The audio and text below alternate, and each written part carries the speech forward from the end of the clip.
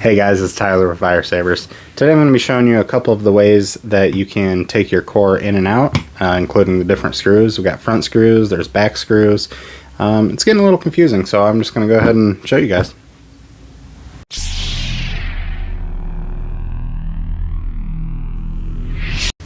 Alright guys, so first I'm going to show you how to install the traditional core with the traditional 4-hole port. So the first thing we're going to do, pop off the pommel, and we'll slide the core in. You want to make sure that your buttons aren't sticking out, otherwise it won't go. So we're just going to make sure those are down below the surface. Slide it in, and we're going to line it up.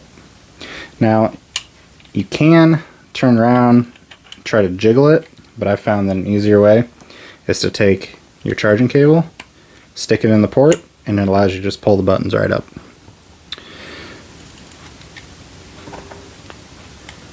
So the way I like to do it is I'll tighten down the first one, just snug it up, and that should hold it up for you for the second one. And you don't need to crank down on this, just get it snug. It's not going to go anywhere on you. Then you've got the back screw.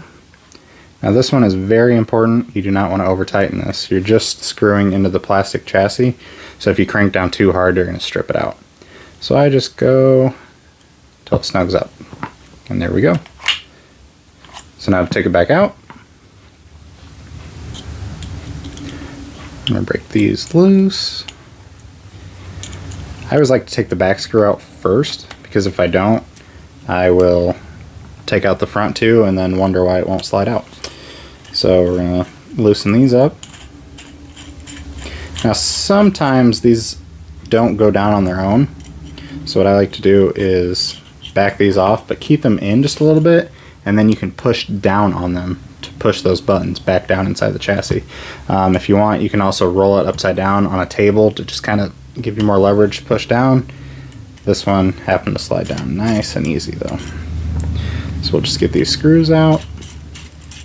We already have our back screw taken out. That's down, and it should just slide right out. Like I said, if it's not sliding out, more than likely these buttons aren't all the way down. So you'll want to put your screws back in and push down until it's all the way down.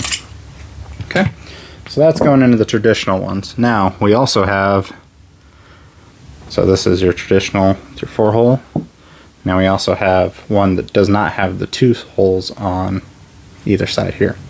So to get this one in, I'm going to do the same thing. I'm going to slide it in. Pull that up, and now you're going to have a long screw like this. You're going to put that in from the back. Okay. And you do not want to crank down onto this because it is pushing up on the button PCB. If you put too much pressure on that, you can crack the PCB, and you do not want that. And then you have your same back screw here that would go into. So take it out.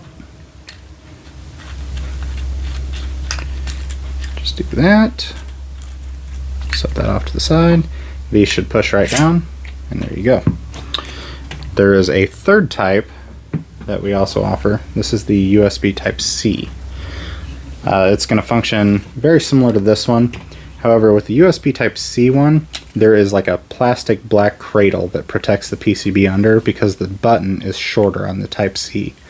Just because that recharge port isn't nearly as tall as the barrel plug, so the button and everything is shorter. So you got a black spacer on the inside of the chassis here that you're going to be pushing up. Stick that in there.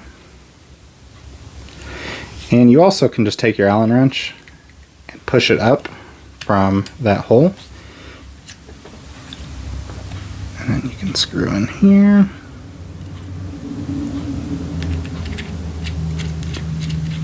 Just like that. And again, don't crank down on it too hard. And there you go. If you guys have any questions, as always, feel free to message us on Facebook. That's the preferred method. You can also email us, but I'm a little bit slower to respond there. But yeah, thanks for watching, guys. We'll see you out there.